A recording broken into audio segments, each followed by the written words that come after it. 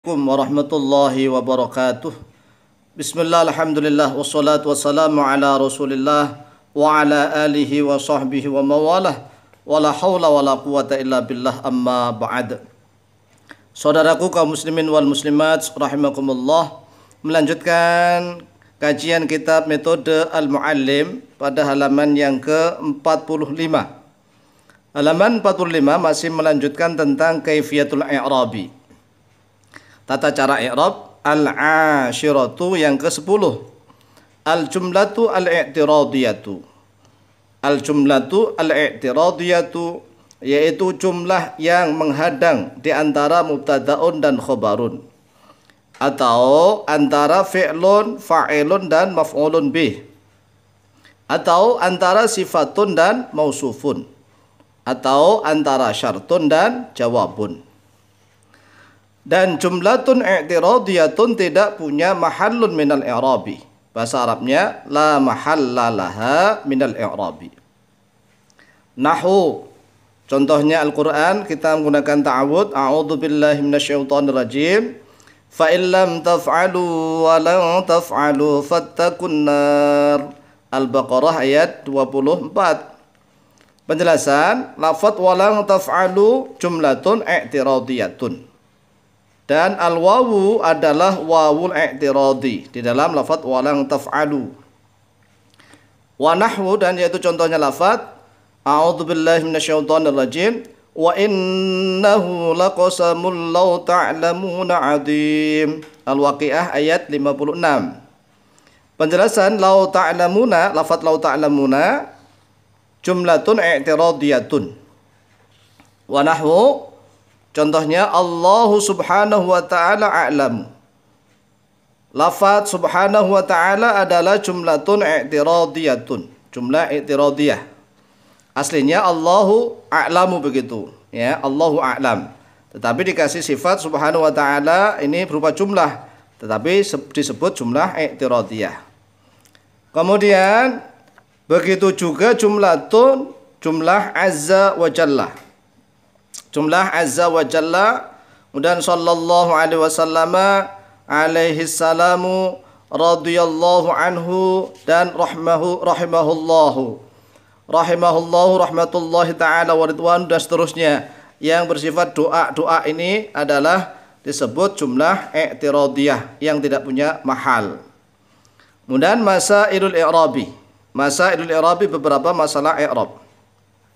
Raqmun yang pertama, masalah al-masalatu nahwu. Masalahnya tentang nahwu. Kita akan membahas nahwu. Al-bayan, penjelasan. Nahwu makna, yaitu contohnya. Jadi nahwu kalau kita ngasih makna, nahwu yaitu contohnya. Nahwu menjadi khobarun dari mubtada'un yang dibuang. Takdiruhu wa dzalika nahwu. Lafaz wa dzalika dibuang, yang menjadi mubtada', nahwunya di khobar.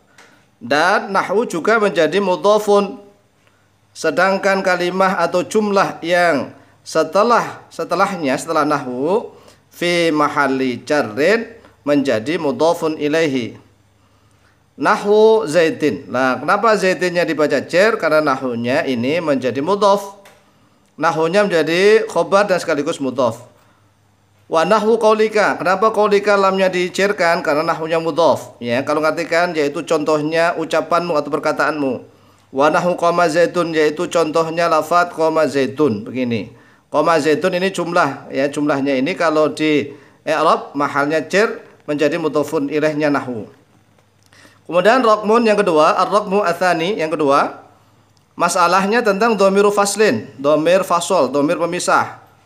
Makna dia, dhamir pemisah di antara mubtada dan khobar, adalah kalimah yang berada di antara mubtadaun dan khobarun. Dan dhamiru faslin tidak punya mahallun minal i'rabi. Nahwu, yaitu contohnya lafaz al-kalamu, bermula kalam. Huwa, dia kalam. Ya, dia kalam, enggak usah dikasih yaitu, karena bukan khobar, hanya sebagai dhamiru faslin, dhamir pemisah saja. Huwa, dia kalam, al-lafdhu, yaitu lafaz. Al-murakkabu, yang disusun, al-mufidu, yang memberikan faedah, bil wad'i, dengan sengaja berbahasa Arab. Wa nahwu, dan yaitu contohnya lafaz Fatimatu hiya zaujatu Aliyin. Fatimah itu bermula Fatimah, hiya dia Fatimah, gitu aja. Ya. Zaujatu Aliyin yaitu istrinya Ali. Kemudian ar-raqmu ats-tsalits, nomor yang ketiga, masalahnya dhamir sya'ni, dhamir sya'an. Apa itu dhamir sya'an? Makna keadaan. Ya, keadaan. Yaitu dhamirun yang mengumpulkan kalam sebelumnya yang selalu berbentuk mufrad ghaib. Kalau untuk dhamir qisah, ya qisah juga, tapi bukan untuk mufrad ghaib, tapi mufradun ghaibah, ya mufradah ghaibah. Nahu a'udzubillahi minasyaitonir rajim. Innahu la yuflihul kafirun. Al-An'am ayat 21. Cara mengartikan innahu sesungguhnya keadaan. Kalau bahasa Jawa, innahu sak temene kelakuan atau keadaan. Bahasa Indonesia sesungguhnya keadaan, ya keadaan. Kemudian mahalnya ini mahal nasab, ya menjadi isimnya inna. Mahal nasab menjadi isimnya inna. La yuflihul kafirun, la yuflihuna ini jumlah fi'liyah, dia punya mahal rafa menjadi khobarnya inna. Jadi kalau mengartikan innahu sesungguhnya keadaan, la yuflihu yaitu tidak akan beruntung al kafiruna oleh orang kafir. Kemudian raqmun yang keempat, ar-raqmu ar-rabi'ah, ar-rabi'u. Ar-raqmu ar-rabi'u al-fa'u, masalahnya tentang fa. Fa di sini kita akan jelaskan ada 4. Fa ini 4 ya di dalam metode al-mu'allim. Untuk pemula cukup 4 dulu.